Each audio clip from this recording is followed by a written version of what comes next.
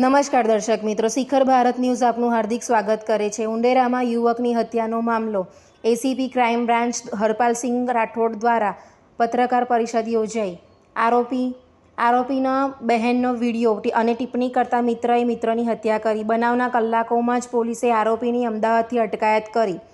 25 વર્ષીય ધીરજ સુરેશની હત્યા તેના મિત્ર આયુષ શંભુ યાદવ નામના 21 વર્ષીય યુવકને કરી હત્યા। નોકરીની બાબત અને આરોપીની બહેનનો વિડીયો ભોગ બનનાર ધીરજ દાસના મોબાઈલ ફોનમાં આરોપી જોઈ જતા બોલાચાલી થઈ હતી।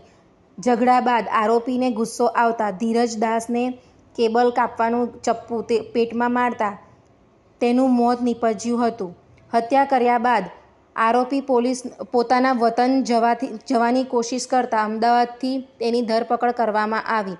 આરોપી મૂળ ખજુરિયા, પશ્ચિમ ચંપારણ જિલ્લાના અને બિહાર રાજ્યનો રહેવાસી છે।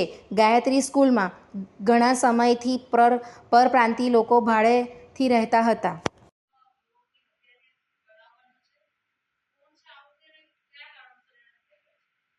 આજે સવારમાં જવાહરનગર પોલીસ સ્ટેશન વિસ્તારમાં મિરાજ એન્જિનિયરિંગ કરીને એક કંપની છે અને એ કંપનીમાં કોન્ટ્રાક્ટ ઉપર કામ કરતા એના જે કર્મચારીઓ છે એના માટે એક એને ભાડાના મકાન રાખેલા છે જલારામનગરમાં।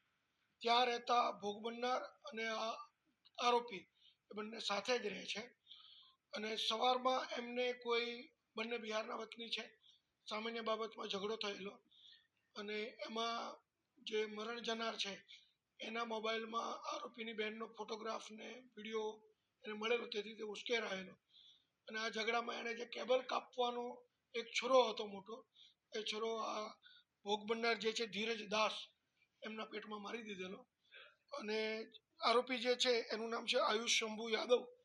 એ પોતે ખજુરિયા, પશ્ચિમ બિહારના ચંપારણ જિલ્લાના વતની છે। ગુનો બન્યા બાદ તરત જ તેઓ છાણી રેલવે સ્ટેશનથી કાળુપુર રેલવે સ્ટેશન તરફ જતા રહેલા અને આજે અત્યારે સાંજની ટ્રેનમાં બિહાર જવાની ફિરાકમાં હતા। એ દરમિયાન અમારી ક્રાઇમ બ્રાન્ચની ટીમોને હ્યુમન સોર્સથી અને સીસીટીવી ફૂટેજને વગેરેના આધારે ખબર પડી કે આરોપી અમદાવાદમાં છે, તો ત્યાંથી એને હસ્તગત કરેલ છે।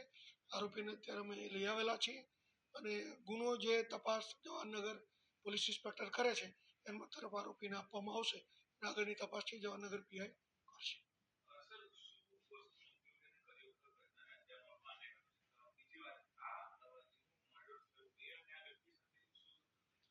બંને એક જ જિલ્લાના વતની છે અને સાથે કામ કરે છે। છેલ્લા 2 વર્ષથી ગુજરાતમાં છે અને 6-8 મહિનાથી જે બરોડામાં આવેલા છે આરોપી જે છે અને જે ઇલેક્ટ્રિકનું કામ કરે છે, તો જે કેબલ કાપવાનો છરો આવે એ છરાથી એને હુમલો કર્યો છે અને એનાથી મોત નીપજ્યું છે। બંને સાથે સહકર્મચારી છે અને કંપનીના જે ક્વાર્ટર છે એમાં સાથે રહે છે।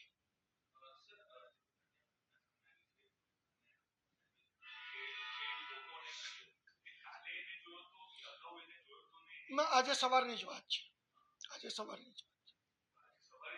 આજે સવારમાં જોયેલો અને ઉશ્કેરાયેલો અને એ વખતે જેને આ રીતે આરોપીની ઉંમર 21 વર્ષની છે।